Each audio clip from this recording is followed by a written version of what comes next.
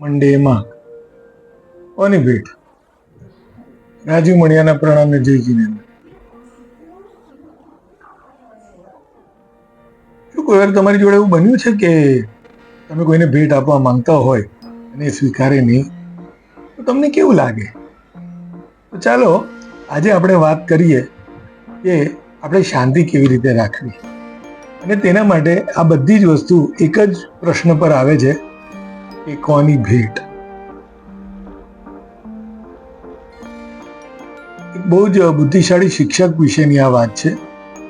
એક વખત એ એમની સ્કૂલમાં હતા ને ત્યારે કોઈક એક વ્યક્તિ આવ્યો અને એ વ્યક્તિ એમને જેમ તેમ ગાળો આપવા માંડ્યો, અપમાનજનક શબ્દો બધા વાપર્યા અને બસ બોલતો રહ્યો. સામે આ જે શિક્ષક હતા ને એ શાંતિથી ઉભા રહ્યા, બસ મલકાયા કરે એની સામે, બસ આટલું જ.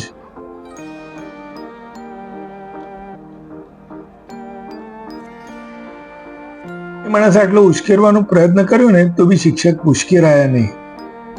આખરે તે થાકીને ચાલ્યો ગયો.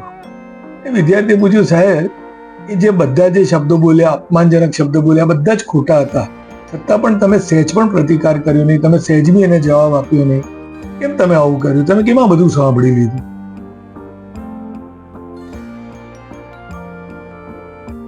સાહેબે વિદ્યાર્થીને જવાબ આપ્યો કે આ કેવું છે કે આ ભેટ આપવા જેવું છે.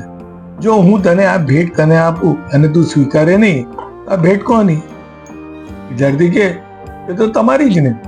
જે તમે આપતા હોય અને સામેવાળો સ્વીકાર ના કરે તો એની જ પાસે રહે, એટલે આ ભેટ તો એની જ રહે ને.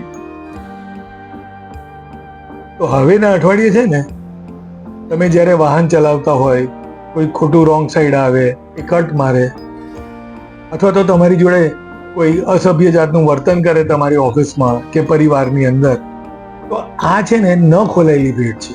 એવું તમારે યાદ રાખવાનું. એ ભેટ ખોલી નાખશો એટલે તમે સ્વીકારી લીધું, તો આ ન ખોલાયેલી ભેટ છે. તમારે શાંતિથી સાંભળી લેવાનું, અને જો શાંતિથી સાંભળી લેશો તો તમને ખબર પડી જશે કે શાંતિ કેટલી મૂલ્યવાન છે.